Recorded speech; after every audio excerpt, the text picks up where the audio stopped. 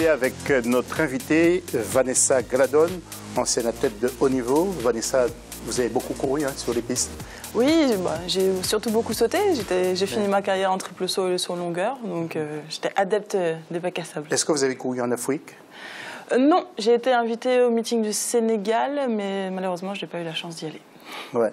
Et nos éditorialistes, bien sûr, Sami Mochtabi, rebonsoir, et puis Mohamed Traoré, qui aura droit à un carton jaune pour son retard dans la première partie de cette émission. L'FC, la question donc de l'FC, pensez-vous justement que nos filles peuvent faire un résultat pour la Coupe du Monde au Canada à partir du mois prochain? Eh bien, vous allez sur nos réseaux sociaux, mais AFC également, @africa24tv.com. Un duo de choc avec Luis Fernandez pour la Guinée, c'est le dossier de l'FC.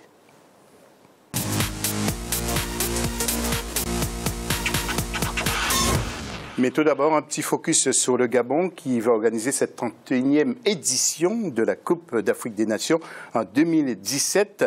Et la Confédération africaine de football l'a attribuée aux dépens justement de l'Algérie et du Ghana. Voyons ce sujet d'Emmanuel Milimono. Nouvelle ferveur de victoire des supporters du football gabonais. Après la CAN co-organisée avec la Guinée équatoriale en 2012, le Gabon va à nouveau organiser la plus prestigieuse compétition de football continental en 2017.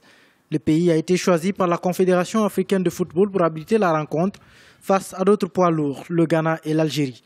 Le Gabon dispose déjà des infrastructures et de l'expérience. À 2 années seulement de la CAN, ces arguments ont dû faire pencher la balance face aux 2 autres prétendants. La construction de 2 nouvelles enceintes, à ce qui semble, selon les quelques indiscrétions glanées ça et là, un stade dans la ville de Yem d'une capacité de 20 000 places, un autre dans la ville de Port-Gentil d'une capacité de 20 000 places. Je pense que le gouvernement gabonais est à même de réaliser d'ici à novembre 2016 ces infrastructures, de compléter l'héritage de la Coupe d'Afrique des Nations en matière d'infrastructures hôtelières. Si les conditions sont réunies sur le plan des infrastructures, les Panthères savent qu'ils n'ont pas droit à l'erreur en 2017. Les attentes des supporters sont nombreuses et la pression risque de monter d'un cran. Si en 2012, l'équipe nationale ne l'avait pas emporté malgré une préparation laborieuse, elle avait quand même réussi à faire l'essentiel.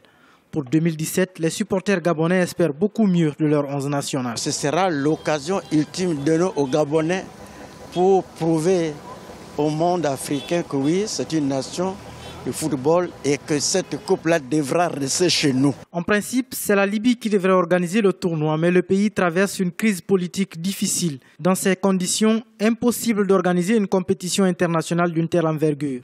Face aux circonstances, la Confédération africaine de football a dû s'adapter.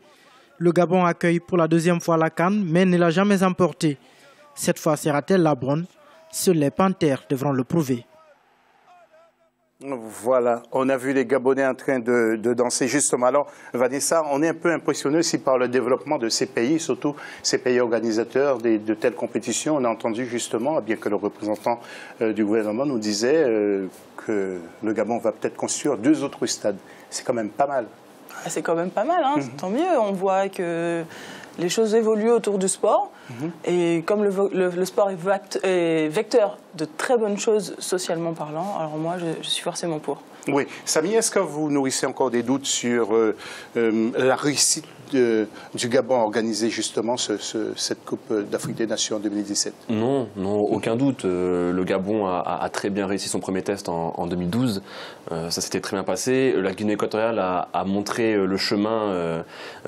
Je pense que le Gabon devrait s'inspirer de son voisin. Donc non, il n'y a aucun doute. Et je pense même c'est même normal que le Gabon ait hérité de cette compétition, même devant l'Algérie, qui, je pense, a payé la mauvaise réputation de son championnat ces dernières années.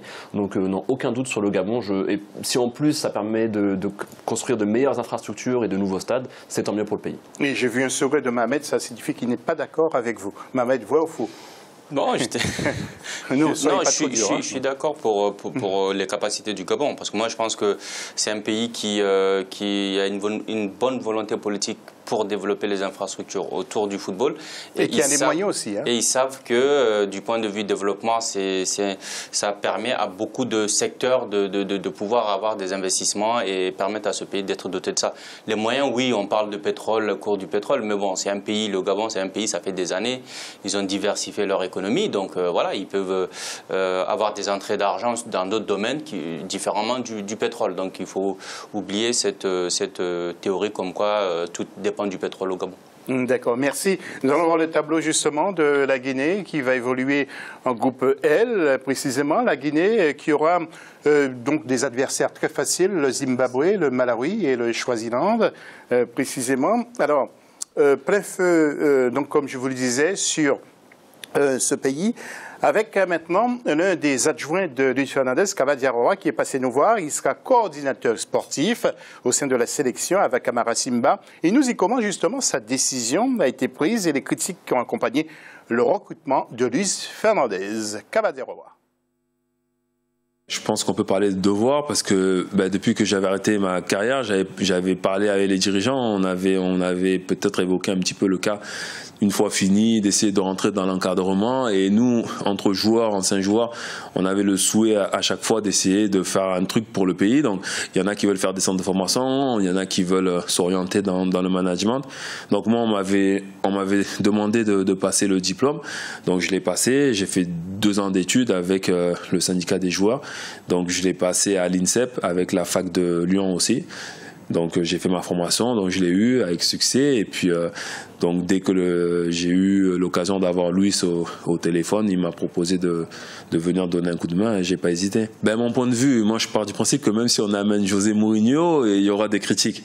Après on peut toujours dire que oui, ça fait longtemps qu'il a pas entraîné et tout ça, mais on peut pas dire qu'il est pas dans le milieu, vu qu'il reste aux médias avec BeIN et puis RMC pour ne pas les citer. Donc on sait qu'il reste encore au contact du foot. Donc voilà, après on peut pas plaire à tout le monde. Moi j'ai pas à critiquer, j'ai juste à être OK avec eux et puis à venir travailler et puis à donner mon maximum. Deuxième question à Kaba Diarra, quel sera son pouvoir de décision? Est-ce que ça sera limité avec bien sûr Amara Simba? Comment ça va se passer? Écoutez. Nous, on a vraiment une génération là quand même qui joue, qui évolue en Europe. Donc après, qui joue sur le sol natal, ils seront peut-être 4 ou 5. Donc Luis va déléguer une personne qui restera sur place, qui s'occupera de visionner les matchs du championnat et de nous faire remonter les informations s'il y a des joueurs qui sont aptes pour venir avec l'équipe A.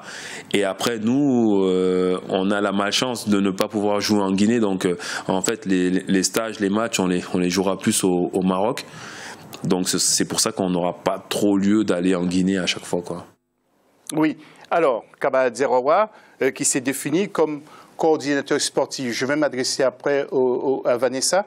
Mais est-ce que c'est une façon de se démarquer du staff et de la responsabilité que pour engranger les résultats, Samy? C'est peut-être compliqué ma question, mais vous avez saisi un peu. Plus ou moins, oui. Ouais. Non, c'est une bonne chose. En plus, c'est bien de, comment dire, ça va permettre aussi d'alléger la pression qui est sur les épaules de Luis Fernandez. Beaucoup de scepticisme entoure son arrivée, que ce soit en Guinée ou même dans les médias spécialisés. Sa dernière expérience assez mitigée en Israël ne parle pas vraiment pour lui. Donc c'est une bonne chose de s'être entouré de 2 anciens de la sélection qui ont un certain si, Kaba Diarra, si. Oui, qui ont quand même un nom qui a calmé un peu le paysage local, le paysage médiatique local, pardon. Oui. Alors le nom ne suffit pas seulement. Oui, le nom ne suffit pas. Après, la Guinée, quoi qu'il en soit, lui se fera avec les moyens que la Guinée mettra à sa disposition. Même si on le critique, c'est qui est sûr, la Guinée ne jouera pas ses matchs amicaux en Guinée. Oui, mais attention, Mohamed, il y a quand même, lorsqu'on voit la liste des joueurs, tous évoluent en Europe. Ce sont des joueurs qui sont expérimentés. Donc, ils sont obligés de réussir. C'est justement ce que je disais, oui, ils sont obligés de réussir, mais la Guinée n'est pas aujourd'hui une grosse nation de football. Il faut se dire la vérité. Les derniers résultats ne plaident pas pour eux. Ils n'ont pas de joueurs d'envergure aujourd'hui. dans les top 10-20 des joueurs africains. Donc, il y a un Je sens travail... que vous n'avez pas digéré le tirage au sort. Non, non, ça n'a rien à voir. Au contraire, c'est une équipe... Non, ça n'a rien à voir. On va rester professionnel et surtout, c'est une équipe que moi, j'aime particulièrement parce que depuis 2004 jusqu'à maintenant, c'est une équipe que je suis. Malgré les petits problèmes, tous les problèmes qu'ils ont, ils arrivent à chaque fois à se qualifier à une CAN pour essayer de donner le meilleur d'eux-mêmes. Non, la question n'est pas là. La question, c'est beaucoup plus aujourd'hui de se concentrer autour de l'équipe nationale, que la fédération mette des moyens à disposition au bon moment. Et je pense que le rôle de Kaba Diawara, c'est justement faire tampon entre le staff technique et la fédération. Et chaque fois, généralement, les équipes africaines ou sinon de l'Afrique noire, si on peut le dire ainsi, c'est surtout ça. On a l'impression que l'entraîneur est l'intendant d'une sélection. Alors que si Kaba Diawara arrive à faire en sorte qu'il fasse le lien entre la sélection, enfin le staff technique et la fédération, comme Daniel Cousin le fait au Gabon, comme Pathé à un moment le fait au Mali, donc je pense que ça pourrait le faire.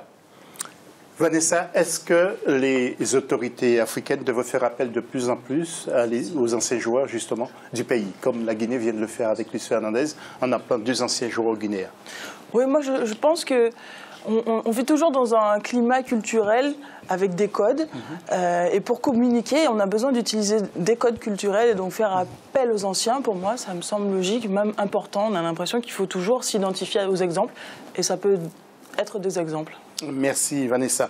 André Ayou a remporté ce lundi le prix Marc-Vivien Fauré, RFI France 24, pour les meilleurs joueurs évoluant dans le championnat de France, justement, de Ligue 1 durant la saison 2014-2015. Il devance l'Ivoirien Max-Alain Gradel, et pas Grandel, Max-Alain Gradel, et le défenseur tunisien Emen Abdeno, grand défenseur que j'apprécie énormément, qui s'est blessé dernièrement. Fin de la deuxième partie de l'FC, retour pour la troisième partie dans quelques instants. Et justement, Vanessa Gladon nous réserve une petite surprise, même plusieurs surprises. À tout à l'heure.